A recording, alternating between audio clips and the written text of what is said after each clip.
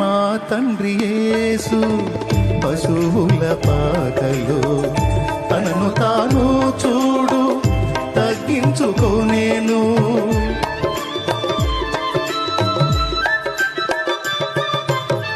మా తండ్రి యేసు పశువుల పాకలో తనను తాను చూడు తగ్గించుకోనేను.